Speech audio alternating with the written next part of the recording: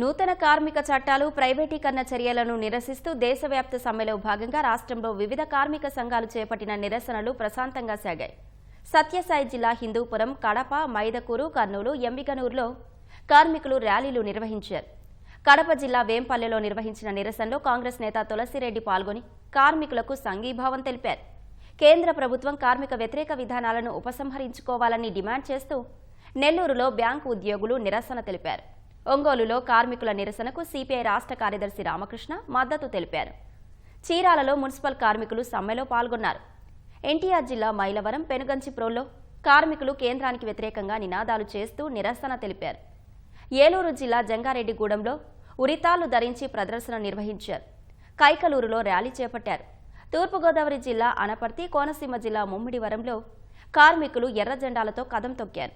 విశాఖలో 11 కార్మిక సంఘాలు మహా ప్రదర్శన చేశాయి. విజయనగరంలో ఏఐటీయూసీ ఆధ్వర్యంలో కార్మికులు భారీ ర్యాలీ చేపట్టారు. శ్రీకాకుళం జిల్లా ఆమదాల వలసలో మానవాహారం నిర్వహించారు. 8 గంటల పని విధానాన్ని పునరుద్ధరించాలంటూ నరసన్నపేటలో కార్మికులు ర్యాలీ చేపట్టారు.